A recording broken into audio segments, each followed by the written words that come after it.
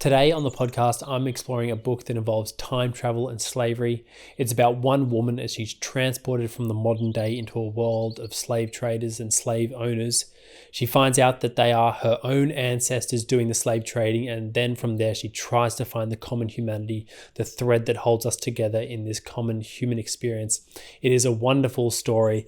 It is absolutely devastating. It was absolutely fantastic. It's Octavia E. Butler's Kindred. So if that interests you, hang around and listen to a novel review.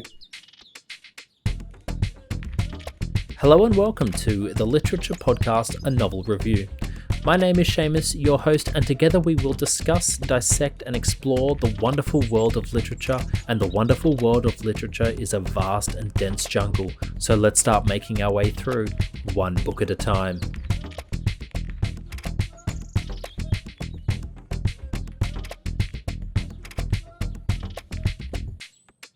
Hey everyone, welcome back to another episode of a novel review, a book podcast.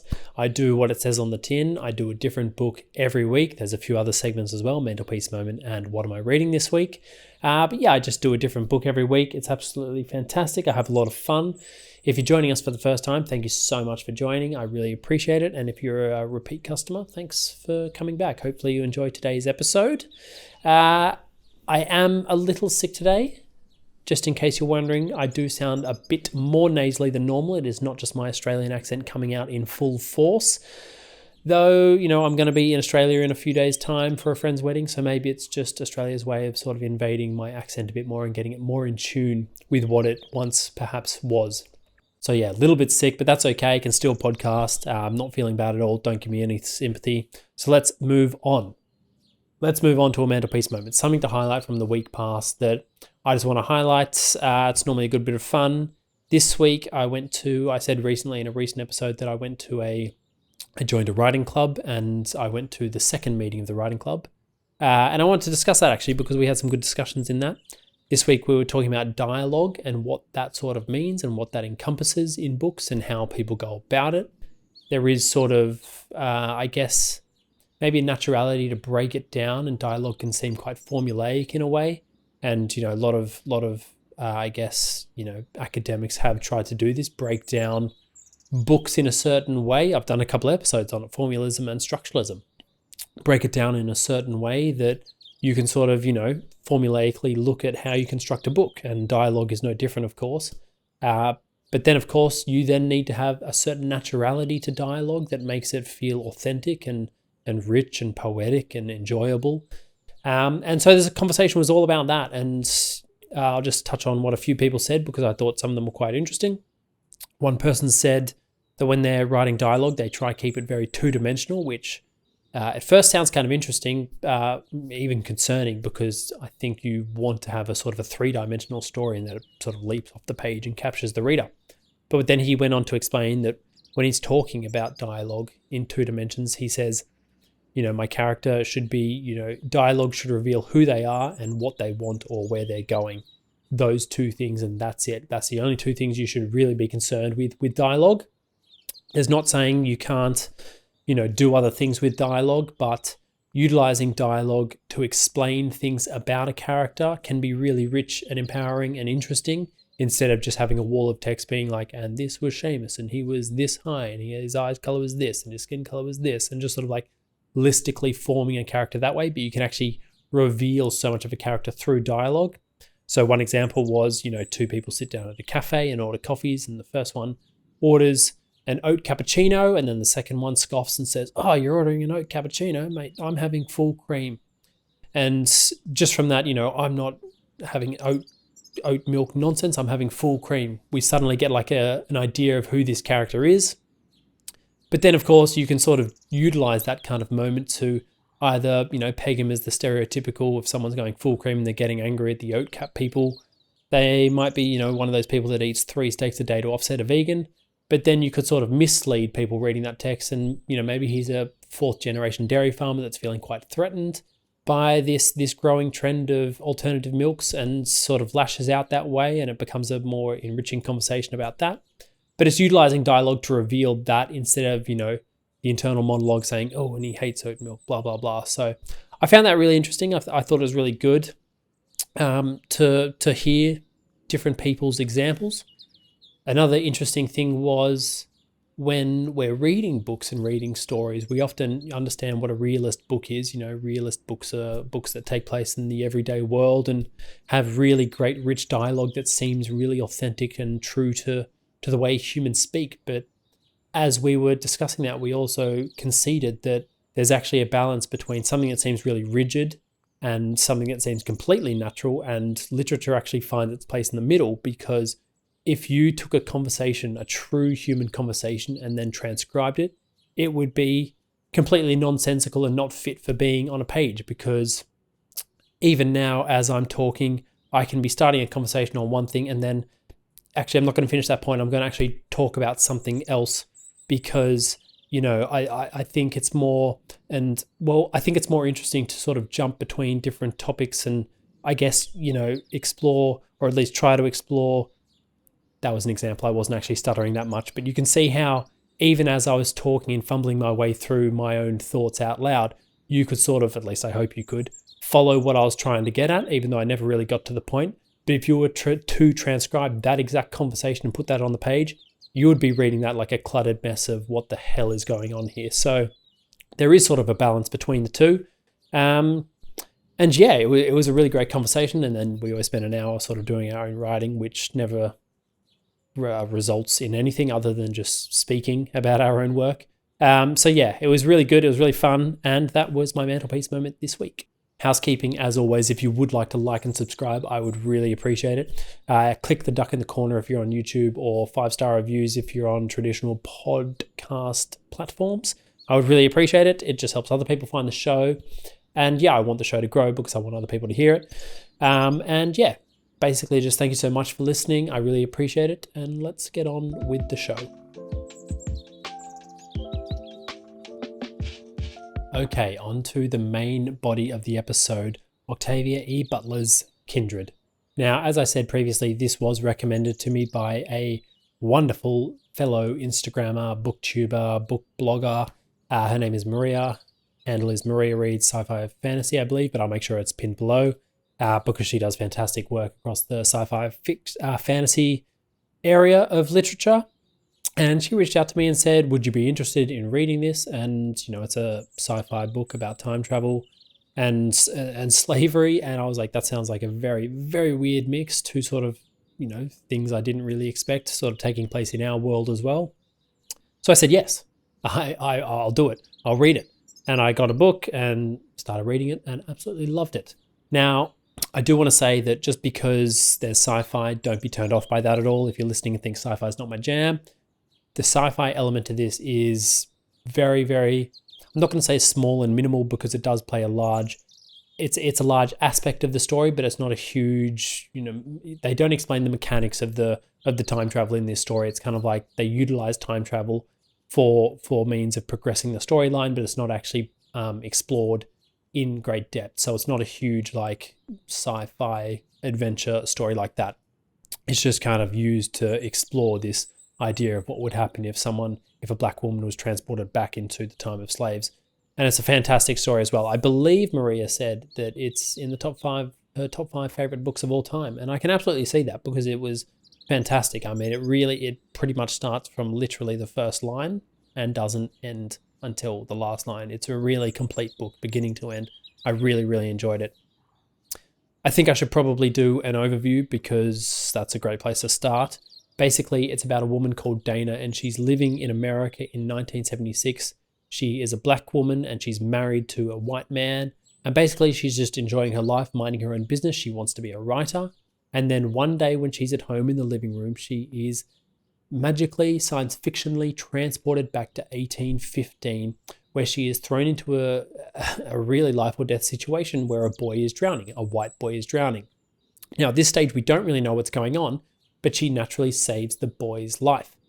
Then all of a sudden she has a gun pointed on her and she understands that she's in a time when black people are probably not as respected as they should be because this person is now really trying to kill her for saving his son from drowning, which, shocking scene.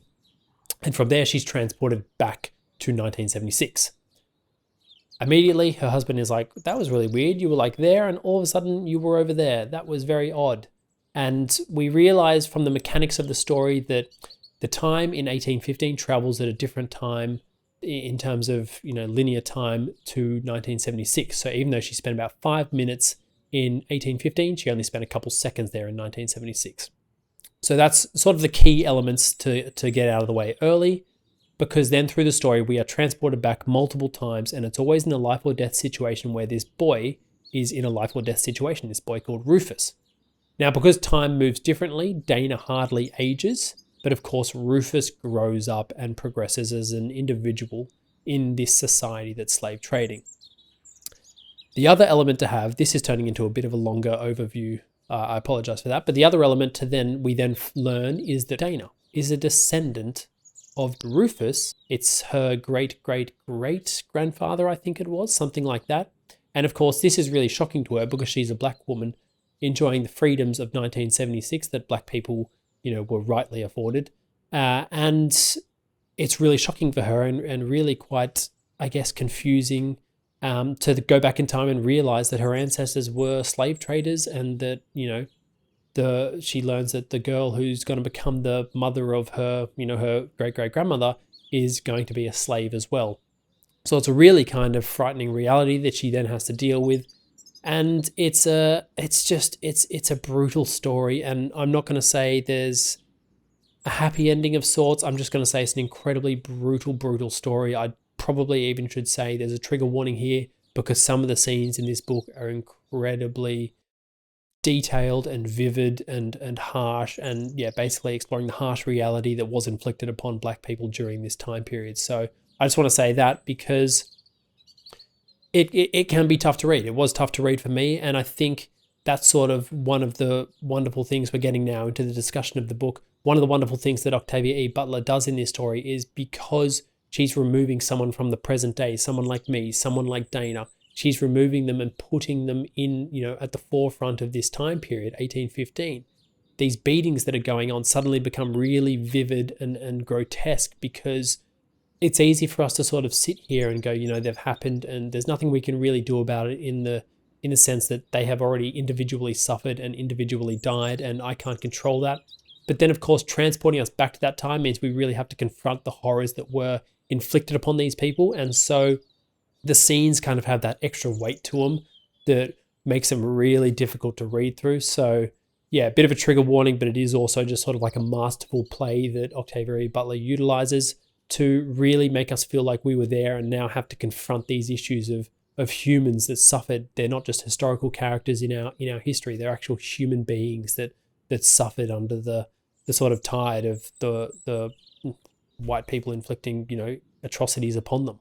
I really, really loved Dana as the main central character, and I really loved the fact that she was a black woman transported back into this time period, because she's sort of grown up. I think she's about 24 in this book, so she's been born in the 50s, and now it's 1976.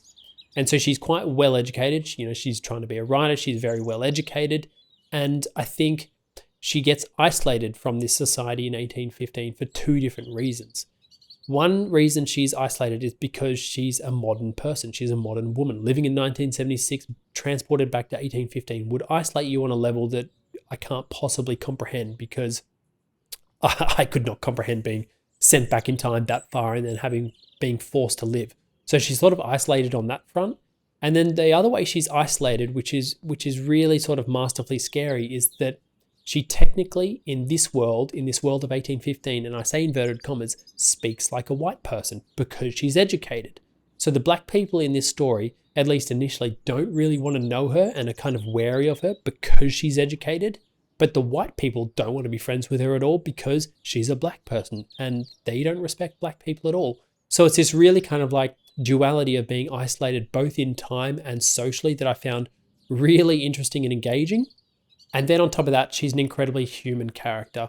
So one of the main struggles of this book is that she understands the boy she's saving, Rufus, as he grows up, he's actually going to become her great-great-grandfather, I think it is.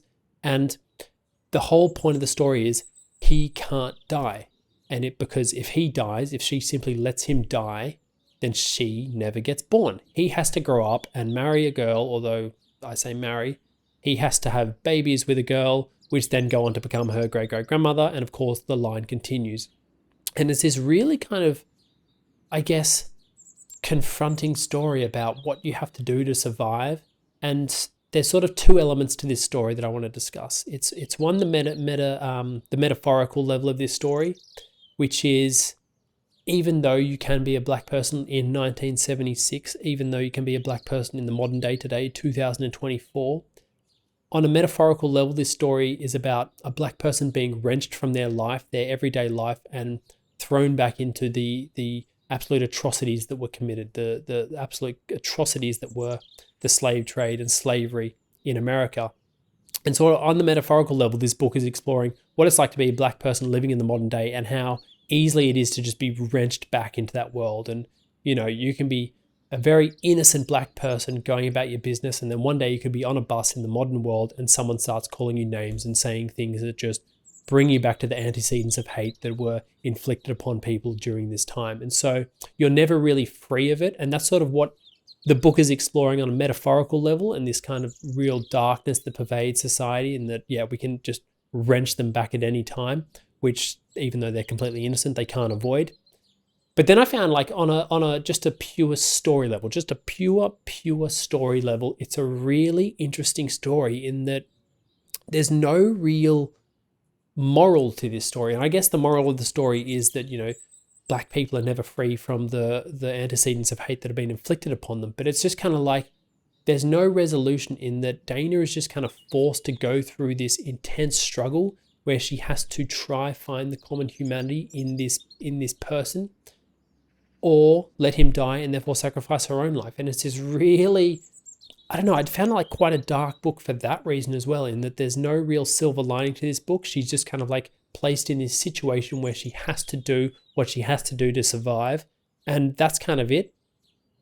And I guess it just, you know, I don't want to spoil the ending or anything like that.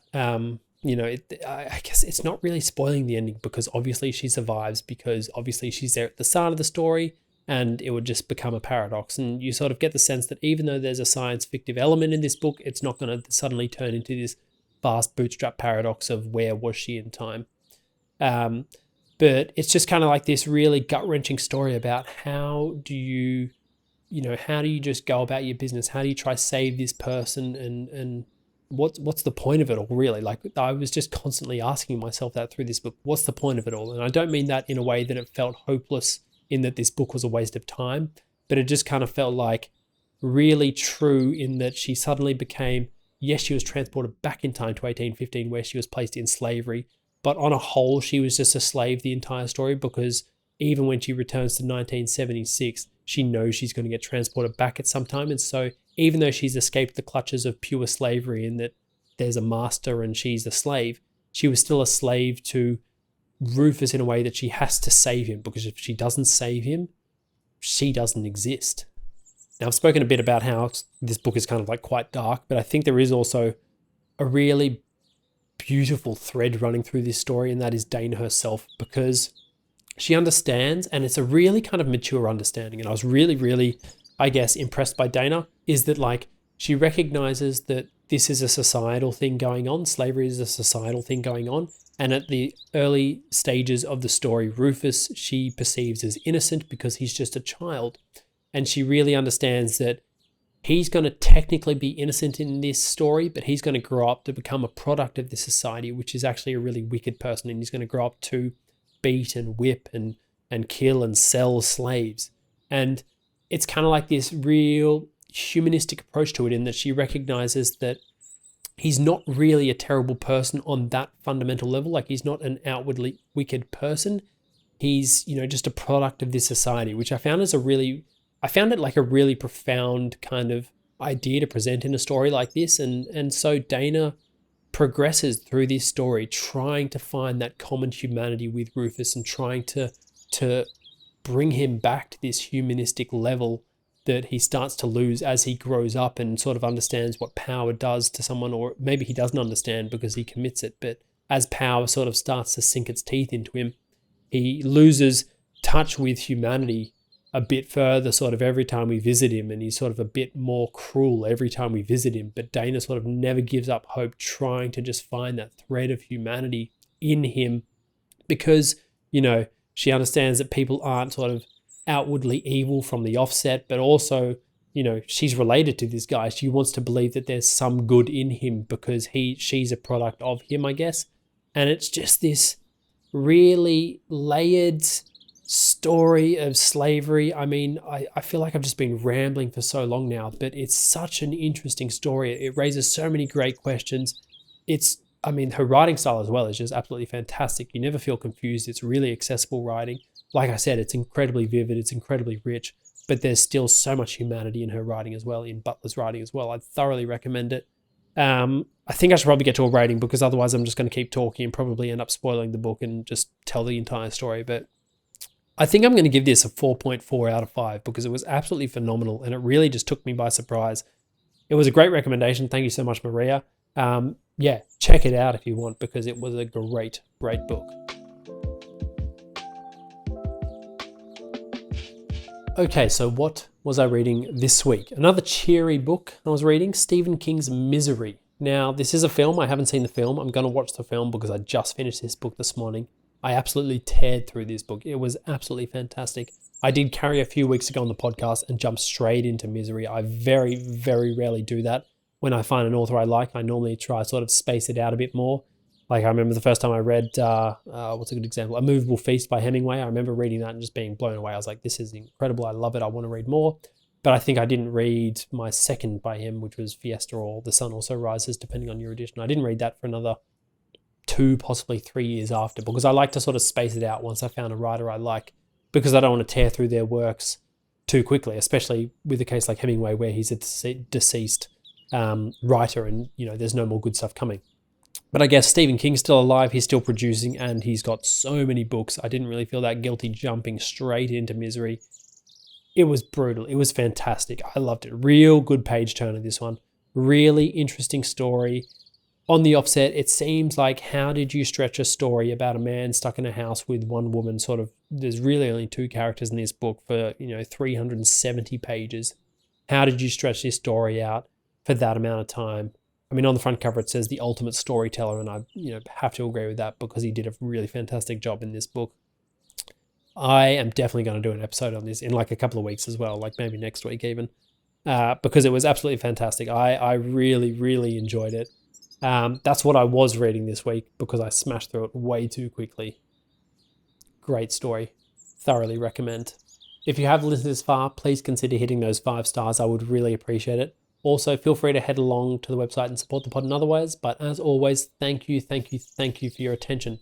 So I think it's time to end this episode today. And to take us away, a little quote, which was at the start of Misery by Friedrich Nietzsche. Fantastic quote. I love this quote. It's a fantastic quote. It's sort of the foundation of the True Detective Season 1 as well. When you look into the abyss also looks into you.